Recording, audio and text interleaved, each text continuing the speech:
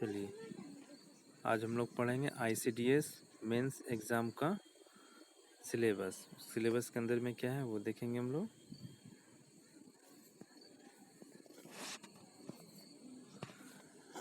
Type of question क्या है वो डिस्क्रिप्टिव टाइप का रहेगा, मतलब MCQ टाइप क्वेश्चन नहीं रहेगा, रिटन में आंसर लिखना होगा। Mains exam paper will consist of 4 different papers.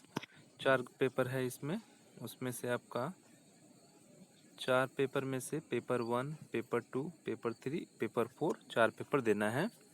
Paper 1 में क्या है, पेपर 1 में आपका इंग्लिश है। इंग्लिश टोटल कितने मार्क्स का है, 100 मार्क्स का है। टाइम कितना है, 19 मिनट्स, दैट मीन्स 1.5 घंटा आपके हाथ में टाइम है। पेपर 2 क्या है, पेपर 2 है आपका लैंग्वेज पेपर। आइदर आपके बंगाली होगा, हिंदी होगा, उर्दू होगा, नेपाली होगा, संथाली होगा, कोई भी एक लैंग्वेज पेपर हो सकता है। इसका भी मार्क्स है 100 मार्क्स। ड्यूरेशन कितना दिया है, 90 मिनट्स। फिर आइए पेपर 3 की तरफ में। ये क्या है, जनरल स्टडी। ये क्या है, general studies and current affairs. ये भी कितना मार्क्स का है, 100 मार्क्स का है। ड्यूरेशन कितना है, 90 मिनट्स। पेपर 4 क्या है, अर्थमेटिक। मैथ है, फुल मार्क्स 100 मार्क्स और ड्यूरेशन कितना, 90 मिनट्स का। टोटल आपके पास 4 पेपर है। टोटल मार्क्स कितना होगा, 400 मार्क्स है और टाइम कितना है ईच पेपर के लिए, 90 मिनट, 1.5 घंटे का समय है। प्रैक्टिस आपको बहुत चाहिए। देखिए प्रीलिम्स का सिलेबस क्या था। प्रीलिम्स में सिर्फ था आपका general knowledge, arithmetic and test of reasoning. इस एग्ज़ाम को आप लोगों ने पास कर लिया है, उसके लिए आपको बहुत बधाई। मेंस एग्ज़ाम का देखिए पेपर वाइज क्या क्या आएगा उसके अंदर में, उसके बारे में देखते हैं। पहला है पेपर 1 इंग्लिश का क्लास 12 का स्टैंडर्ड। PSC जो क्लर्कशिप का एग्ज़ाम था उसका स्टैंडर्ड क्या था, उसका स्टैंडर्ड था क्लास 10। ICDS का क्या है, ICDS का स्टैंडर्ड है क्लास 12 एंड WBCS का स्टैंडर्ड क्या है, इसका है ग्रेजुएट लेवल। दैट मीन्स ये मिड लेवल का स्टैंडर्ड का है, बट कंपटीशन बहुत ही टफ रहेगा। देखिए इंग्लिश के अंदर में क्या है, रिपोर्ट राइटिंग एक है, न्यूज़पेपर रिपोर्ट राइटिंग आता है। फिर एक translation from your mother language to English. Mother language में बंगाली हो सकता है, हिंदी, उर्दू, नेपाली, संथाली, ये कोई भी एक लैंग्वेज हो सकता है। उसके बाद आपका है समरी राइटिंग या फिर प्रेसी राइटिंग। नेक्स्ट है आपके पास इंग्लिश ग्रामर। इंग्लिश ग्रामर में क्या है, करेक्ट यूज़ ऑफ वर्ड्स का करेक्ट यूज़ देगा। एक वर्ड रहेगा उससे सिमिलर वर्ड मिलते जुलते दे सकता है। वॉइस चेंज आता है, नरेशन चेंज आता है, ट्रांसफॉर्मेशन ऑफ सेंटेंस, एक सेंटेंस को कई वे में एक्सप्रेस करते हैं, कोई भी एक आ सकता है। करेक्शन ऑफ सेंटेंस को करेक्ट करना होगा वो आ सकता है। यूज़ ऑफ कॉमन फ्रेज जो है वो आएगा, सिनोनिम्स आएगा, एंटोनिम्स आएगा। इसके लिए आप लोग क्या कर सकते हैं, मार्केट में बहुत सारे बुक है उसको परचेस कर सकते हैं। इन सब पार्ट के लिए, इंग्लिश ग्रामर पार्ट के लिए आप SP बख्शी देख सकते हैं। SP बख्शी अरिहंत की आती है, SP Bakshi SHI SP Bakshi. और डिस्क्रिप्टिव पार्ट के लिए आप लोग न्यूज़पेपर पढ़ सकते हैं या फिर इसका एक डिस्क्रिप्टिव पेपर आता है SP बख्शी का ही, उसको ले सकते हैं। एक ऑब्जेक्टिव है उसमें ग्रामर पोर्शन अच्छा दिया हुआ है, एक डिस्क्रिप्टिव है उसमें डिस्क्रिप्टिव पेपर अच्छा दिया हुआ है। नेक्स्ट पेपर टू जिनका बंगाली, हिंदी, उर्दू, नेपाली, संथाली है वो क्लास 12 के स्टैंडर्ड तक के बुक को देके या स्पेसिफिक बुक्स मार्केट में अवेलेबल है उसको आप लोग परचेस कर सकते हैं। इसमें पेपर 1 का ऑलमोस्ट सेम सिलेबस दिया हुआ है, paper 1 and 2, just language change है।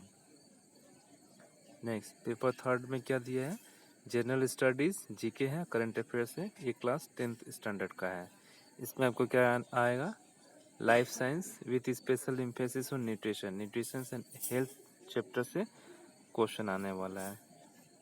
हेल्थ से हो सकता है, विटामिन से रिलेटेड क्वेश्चन करे, ह्यूमन बॉडी से रिलेटेड क्वेश्चन करे, न्यूट्रिशन से क्वेश्चन किया जा सकता है। उसके बाद नेक्स्ट टॉपिक है आपका women empowerment issue.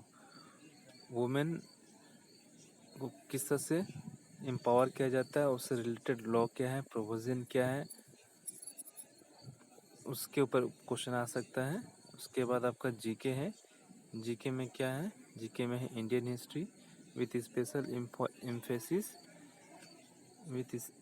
Emphasis on Indian freedom struggle. Indian freedom struggle है, दैट मीन्स आपका 1757 का पीरियड से लेकर 1947 का बीच का जो पीरियड है, उससे जितने रिलेटेड इवेंट है स्पेशली फ्रीडम स्ट्रगल से, उससे क्वेश्चन आएगा। उसके बाद है ज्योग्राफी। ज्योग्राफी है, ईवीएस है, इन्वायरमेंटल साइंस है, फिजिकल साइंस है। इसका स्टैंडर्ड क्लास 10 तक का है, फिर भी आप लोग एक अच्छी बुक पढ़ कर जाएंगे। इसके लिए आप लोग जीके के लिए आप लोग लूसेंट या फिर अरिहंत का बुक, जीके का बुक देख सकते हैं, उसमें अच्छा दिया हुआ है। और उसके बाद आपको एक एमसीक्यू बुक प्रैक्टिस करना पड़ेगा।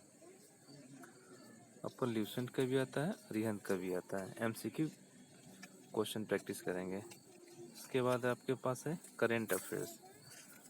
Current affairs national international affairs के बारे में आ सकता है। करेंट अफेयर्स के लिए आप लोग मंथली मैगजीन रिफ़र कर सकते हैं, उसमें आपका पीडी आता है, या फिर कंपटीशन इन फोकस अरिहंत का आता है, उसको आप लोग देख सकते हैं। Competition in focus. इसके बाद आपका एक है reasoning, verbal and non verbal reasoning. इसके लिए आप लोग अरिहंत का रीजनिंग या फिर RS अग्रवाल का रीजनिंग देख सकते हैं, या यूट्यूब पे बहुत सारे वीडियो है, कंसेप्ट क्लियर करके बताया गया है, उसको आप लोग चेक कर सकते हैं। नेक्स्ट आपका है पेपर 4। पेपर 4 में क्या दिया हुआ है, पेपर 4 में है अर्थमेटिक। ये भी क्लास 10 स्टैंडर्ड का दिया गया है। इसके लिए आप लोग बेसिक RS अग्रवाल को पहले प्रैक्टिस करेंगे, उसके बाद फास्ट ट्रैक प्रैक्टिस कर सकते हैं। उसके बाद जो कॉमन एग्ज़ाम्स हैं उनका क्वेश्चन पेपर सॉल्व कर सकते हैं। SSC का भी मैथ स्टैंडर्ड होता है, उसमें आप लोग HS लेवल या ग्रेजुएट लेवल मैथ को भी प्रैक्टिस कर सकते हैं। लैंग्वेज ऑफ एग्ज़ाम क्या है, answer of for paper 3 either in English और बंगाली। पेपर 3 को आप लोग इंग्लिश या बंगाली में दे सकते हैं। पेपर 1 इंग्लिश है, पेपर 2 आपका लैंग्वेज पेपर है, पेपर 3 या तो इंग्लिश में दीजिए या बंगाली में दीजिए। हिंदी, उर्दू, संथाली, नेपाली का ऑप्शन नहीं दिया हुआ है। ये रहा सिलेबस, इसको आप लोग अच्छे से पढ़िए। कहीं दिक्कत हो तो कमेंट में आप लोग अपने प्रॉब्लम को लिख सकते हैं।